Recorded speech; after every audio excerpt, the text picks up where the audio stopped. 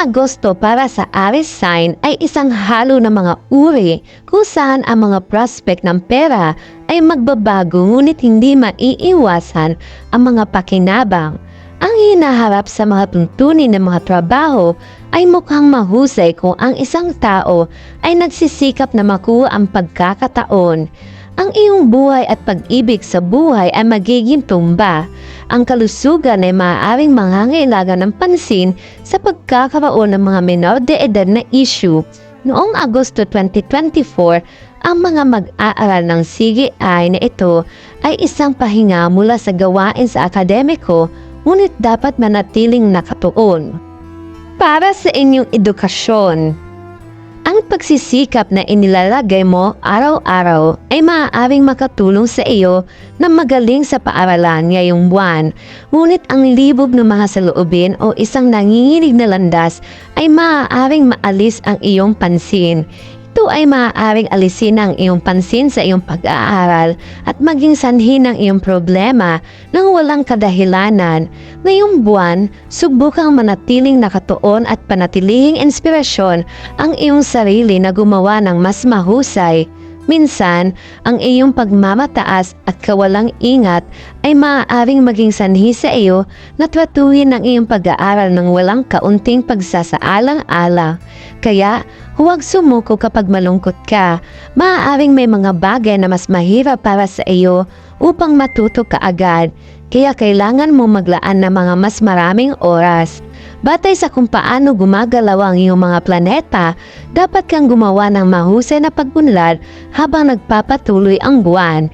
Kahit na may ilang mga problema sa una, habang lumilipat sa mula sa isang antas hanggang sa susunod, ang hakbang na ito ay malamang na gawing mas malawak ang iyong kaalaman. Para naman sa inyong kalusugan, ang buwang ito ay magiging isang dapat na bayad na pansin sa kalusugan.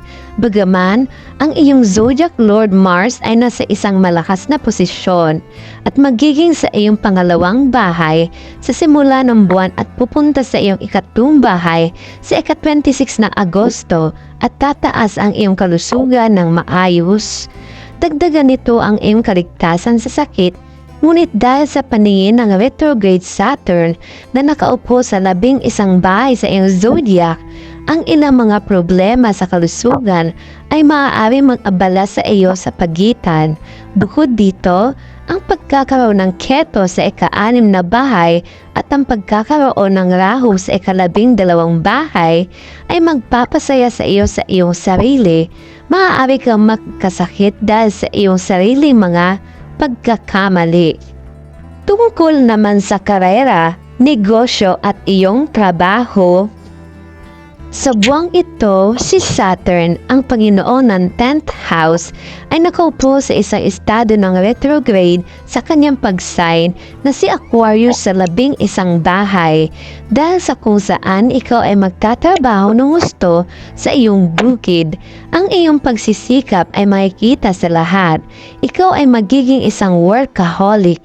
Ang sitwasyong ito ay magiging napakahusay para sa trabaho at iyong mga matatandang opisyal ay hindi rin maibabaliwala ang iyong pagsisikap.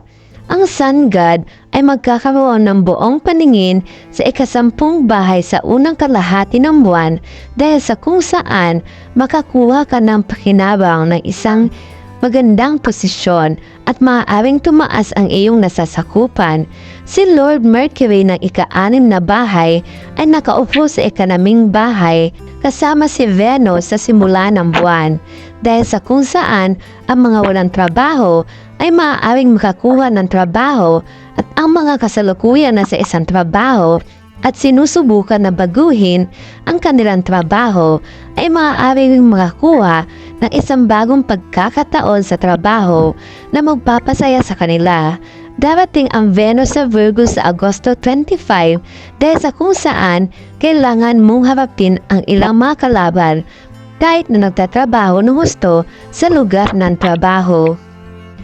Kaya, inaasahan mong maging maingat sa huling kalahati ng buwan. Magiging matagumpay ka sa pagtaguyod ng iyong negosyo ayon sa iyong kakayahan. ang iyong pangalan ay magiging malakas sa merkado. Para naman sa iyong pinansyal. Kung ang iyong kalagayan sa pananalapi ay makikita, ang buwang ito ay magiging puno ng kaguluhan para sa iyo. Sa buwang ito, kailangan mong bigyang pansin ang iyong kalagayang pinansyal. Sa simula ng buwan, ang iyong mga pagsisikap tungkol sa pera ay magpapatuloy at ang pera ay magsisimulang dumating sa iyo. Makakakita ka ng isang mahusay na pagtaas sa iyong kita, ngunit sa buong buwan ay uupo ang Rahu sa ika-12 bahay at magbabago rin sa iyong mga gastos. Sa buwang ito, maaari kang makakuha ng tagumpay ng pamilya sa anumang bagay na may kaugnayan sa lupa o pag-aari, dahil sa kung saan magkakaroon ng posibilidad na may kayamanan sa pagpasok sa pamilya. Maaaring magkaroon ng pagkakataon na kumita mula sa sektor ng gobyerno. Tungkol naman sa pag-ibig, relasyon at kasal, kung pinag-uusapan natin ang tungkol sa iyong relasyon sa pag-ibig, kung gayon, sa simula ng buwan, ang banayad ng mga planeta tulad ng Mercury at Venus ay naroroon sa ika-5 bahay at magdadala ng kasidhian sa iyong buhay ng pag-ibig. Ang romantismo ay tataas sa iyong relasyon at masisiyahan sa iyong buhay, pag-ibig sa isa't isa sa mga romantikong sandali. Gumawa ng lugar sa puso ng isa't isa at magdadala ng mga regalo para sa isa't isa. Magsisimula ng paulit-ulit ang mga aktibidad tulad ng paglabas ng magkasama, panonood ng sine o pagkain sa labas. Gusto mong gumugol ng mas maraming oras sa isa't isa, magdadala ito na intensity sa iyong relasyon. Kung pag-uusapan natin ang tungkol sa mga may asawa, makikita si Venus ang Panginoon ng ika-7 bahay na pinaghalo ang lasa ng pag-ibig sa iyong buhay may asawa sa pamamagitan ng pag-upo kasama si Mercury sa ika-5 bahay sa simula ng buwan. Magkakaroon ng pagmamahalan at pag-iibigan sa pagitan mo at ng iyong kapareha sa buhay. Pati na rin ang pakiramdam ng pagmamahal sa isa't isa ay madaragdagan. Ang iyong maswerteng kulay ay pula at ang iyong maswerteng numero ay 7.